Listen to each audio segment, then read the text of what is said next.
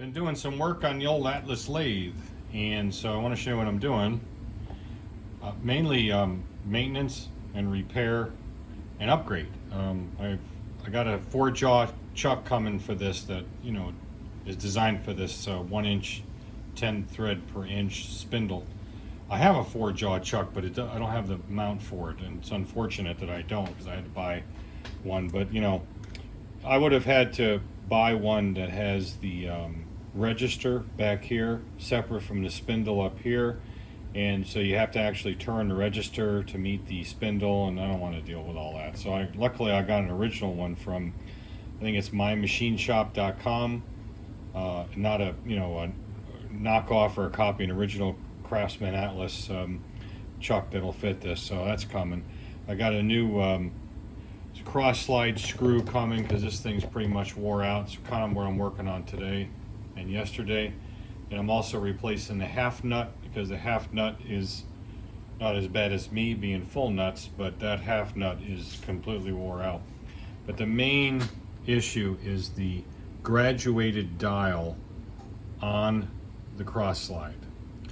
You just can't read the damn thing. It's so worn down. And this is a really common problem apparently with these old Atlas or Craftsman lathes. And I looked online and I can only find one used one on eBay. It isn't that expensive, it's only 40 bucks, but it doesn't look much better than this one did. Now you can see this is all painted up, and I apologize, I forgot to take a photo of it before. But you have to trust me that this was virtually unreadable. You could not tell any of the numbers or anything. So there is a certain amount of, impression from the graduations and the numbers that remained. So I used a paint stick yesterday, and it's good and dry now. What I'm going to do is I'm going to chuck it in the lathe here. Whoops.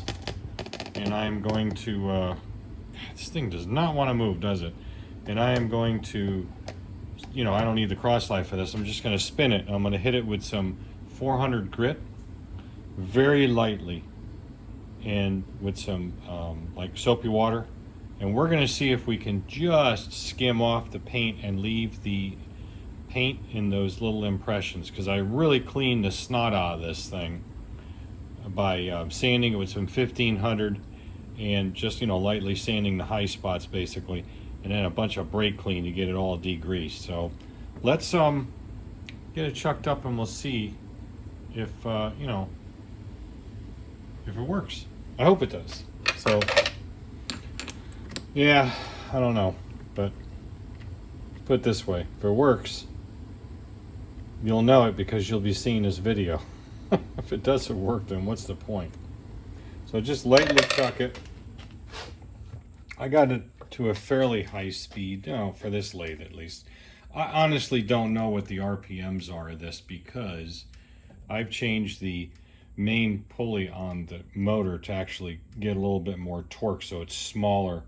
So even at the highest speed on here, it isn't the highest speed. You can look it up in the manual. I need to get one of those little RPM gauges or RPM things that you put a piece of tape on it and then hold it, and it'll tell you what the RPMs are at a different setting. Then just write them down here, but I haven't bought one yet, but I will eventually get one. All right, let me get some lube, some water for this, and a towel for here. All right, I got your front row center. Got some soapy water and a piece of 400 grit. Sandpaper, wet or dry, and we're gonna make it wet. Oh Lord, are we gonna get wet? Here we go. Let's see what happens.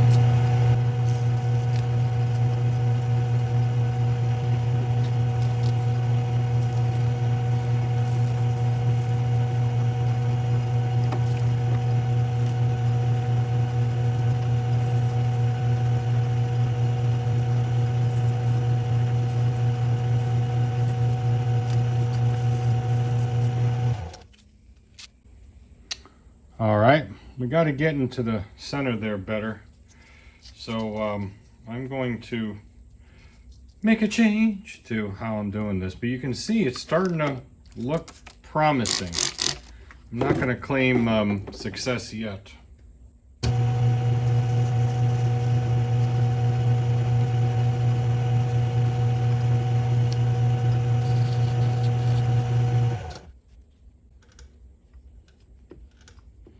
Well, it's a little bit better.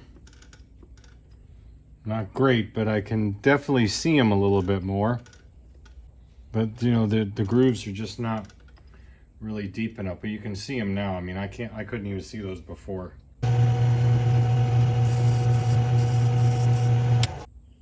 Like I said, at least I can see it a little bit better. Like I said, I could not even see it at all before. Let me finish it up and then we'll take a close look at it together.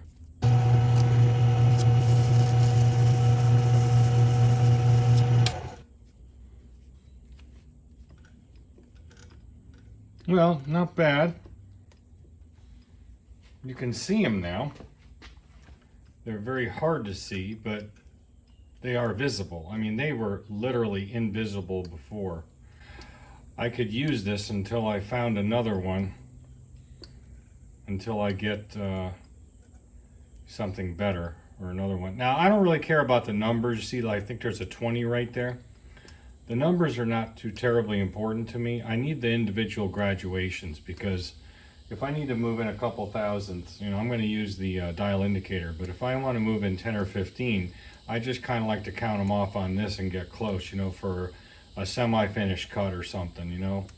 Okay, so it's a little bit better. We'll go ahead and use that, but it's unfortunate that these graduations are just so worn down that they just won't hold a whole lot of paint. There's just not a lot of material there, or depth of material to do it. I'll call it a 4 out of 10 win. The other problemo is the key in this cross slide shaft.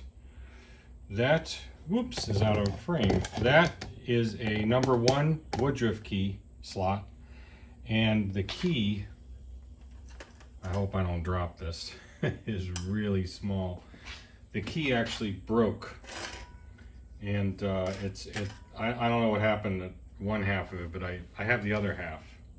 Here is half of the key, and it is enough for me to figure out what it was, but I looked it up in the manual and it said number 1 woodruff key. Now, I wasn't sure what a number 1 key was to a 101 key, but it's a number 1 is 1/16 or 62.5 thousandths thick or wide, and a 1/2 inch long. So that's a pretty tiny woodruff key.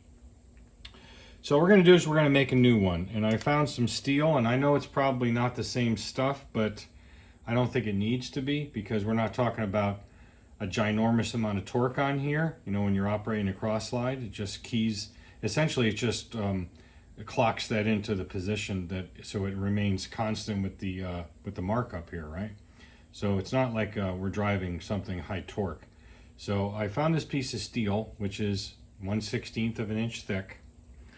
What I'm going to do is I'm going to square off the end and then take a chunk of it, a little bit bigger than a 1/2 inch, and then I'm going to start grinding it down into the proper shape.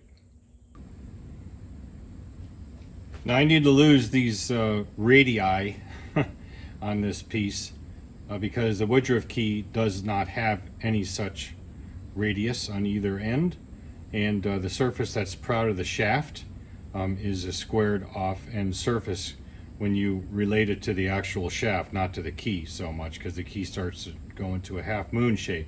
So I just need to knock this down pretty flat, and I'll finish it up with a file just to get it you know, that knocked down, so I can, you know, start making the actual body of the curved part of the key.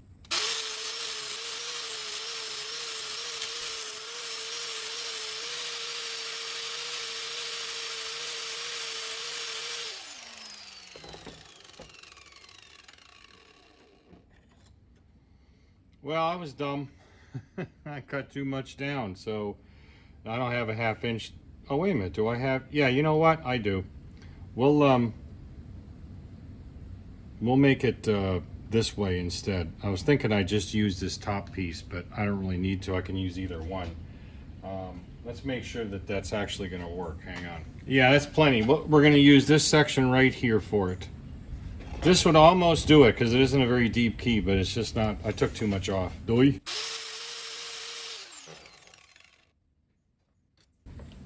And yes, safety squints were engaged. Good enough for now. Go up a little bit. I'll change wheels and we'll whack that down to about there and then cut it off. I'm gonna need a little bit bigger piece to at least start cutting one side of it. Then, you know, why make my life harder than it has to be?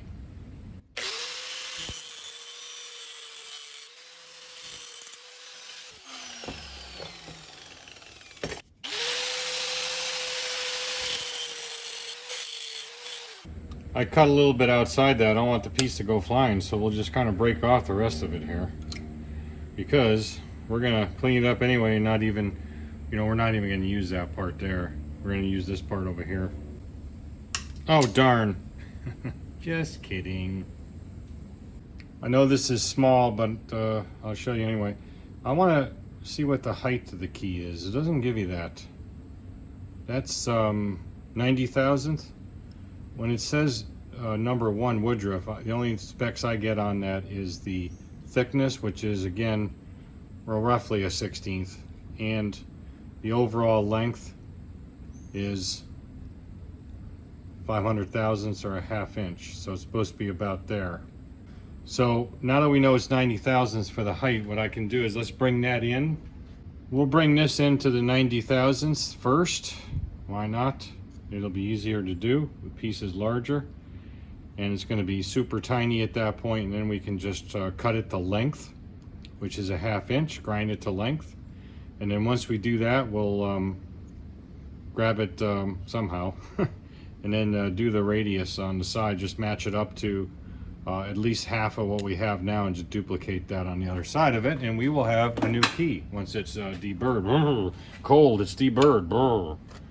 That's hot weather. Hot weather is deburred. Stupid. Well, that won't work.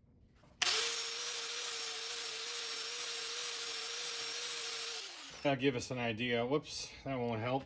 How am I going to do this? I need, oh, here we go. You can't see it, I know it, but I'll tell you what it is. It's about 230 right now, so we need to. That ain't big. It's just a squirt of a key. It really is. And I'm just overhanging a piece of it to get it, you know, get it close. Then I'll finish it up more daintily, because it's the way I am.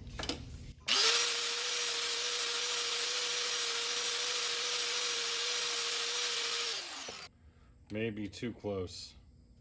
Whoops. It moved. Yeah, that one's about 65, dang it. Well, that's okay, because we can just work with, see, it's all crooked now. So what we'll do is we'll mark it. No, we don't need to do that. I'm going to live dangerously. Just start taking it down with a file, and then we'll play with it at that point.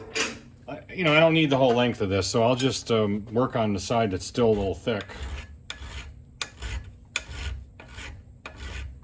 Because it's always good to be thick. So I'm told. Let's get a better file for this. This is a pretty good one usually. Oh yeah, getting a bite.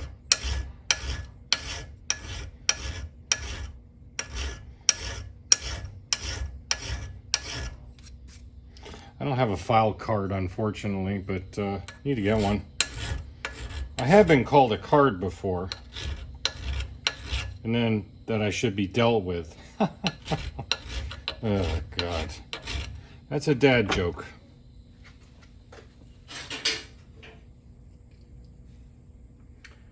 About 225 for the thickest part, so we're good. Only got to go a wee bit more.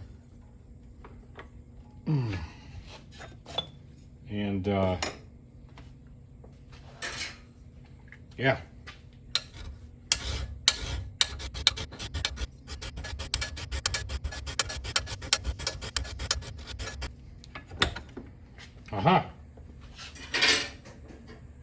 About 210 right now, so we're close. I'm sorry, you know, I said 90 thousandths before. It's 190. I knew that in my head, but that's why I kept saying it's close, but I set it as 90 thousandths earlier. So I will correct that in editing with a little text blurb. Sorry about that. Either that or I'll just, you know, live with it. I can't keep my 90s and my 190 straight. It's 190 thousandths, not 90. Jeez. What the hell's my brain today? Come on, you.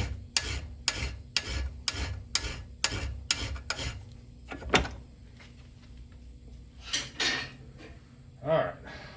Yeah, thinner part here, you can see it's kind of, this is thinner, that's thicker, is almost a dimension. So let's just put this out there a little bit more, and then we'll just hit it on the thicker part here.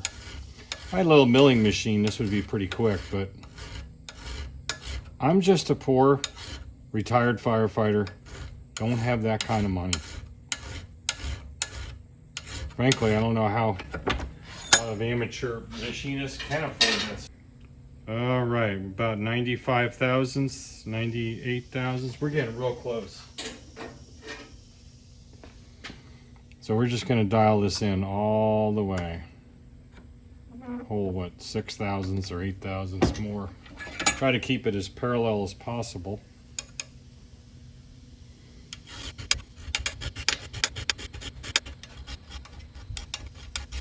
Oh yeah. Man, we are just about there, couple of thousandths away on this side over here. All right, so 190, I almost said 90 again. And that's what, 86 or so, close enough.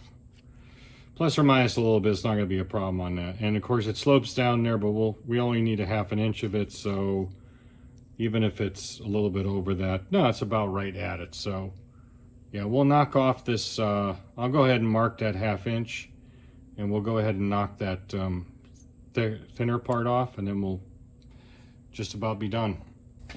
I cut it off with the hacksaw, and I know it's a little slanted, but overall it's about 520.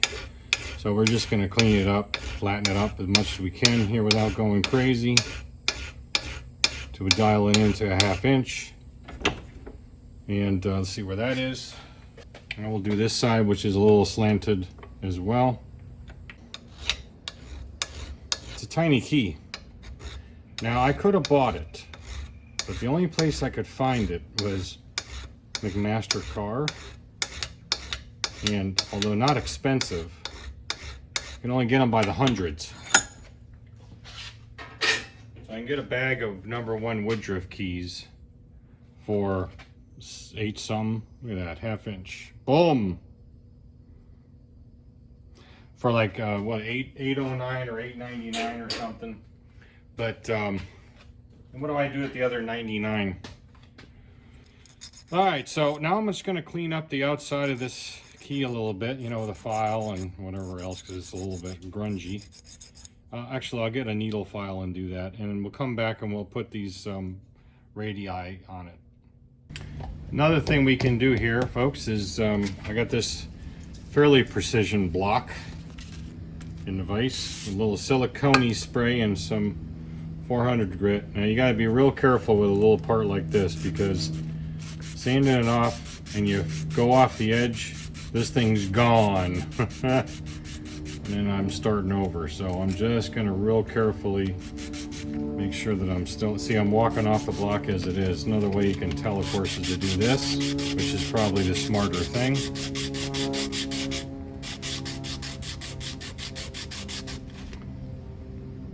This camera view sucks. There we go.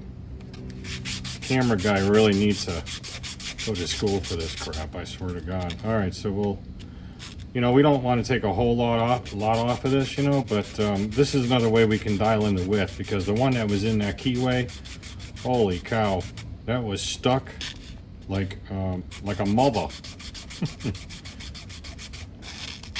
All right, that's good enough for now. Let's finish it up, and then we can always dial it in later. Drop that in your foot, you'd know it. All right, so I got her standing up, sort of, and in aluminium aluminium jaws because, you know, I don't want to mar it up too bad. And I'm going to be really careful here, and I just want to put this up against it. Actually, you know what? I'll go this way because I'm right-handed. And you get an idea. I can just kind of put it up there as template as I go, but I'm going to go ahead and bring this in by hand with the file. I will carefully lay that right over there.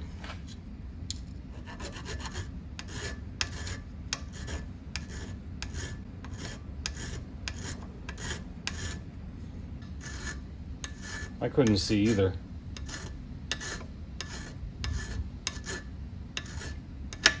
I'm sorry the file is in the way of the camera.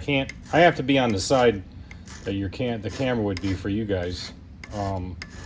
Whoops, in order for you to see exactly, you know, the metal being removed. So yeah, sorry about that.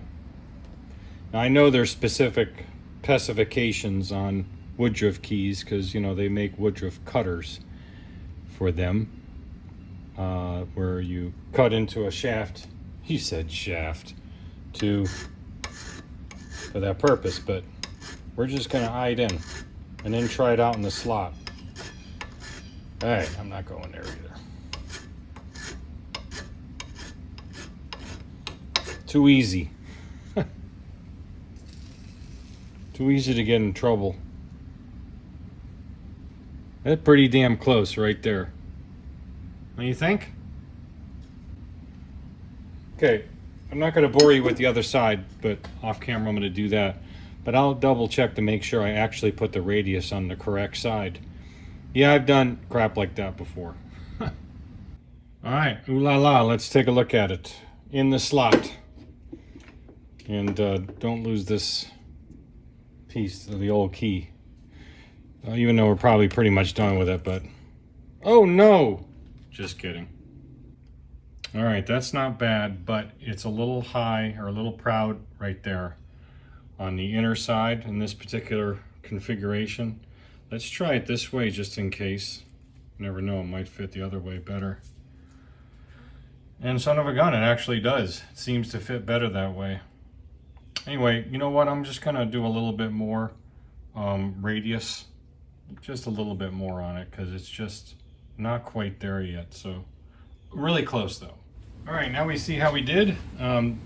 First thing that goes on is the jam nut. I had to look this up in the parts list. I forgot how this went together.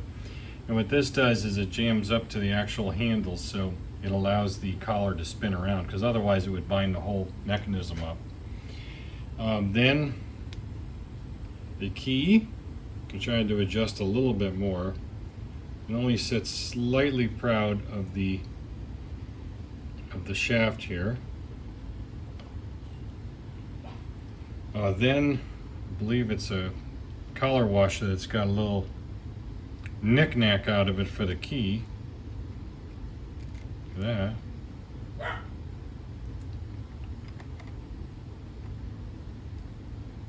Then the handle itself, which fits nice.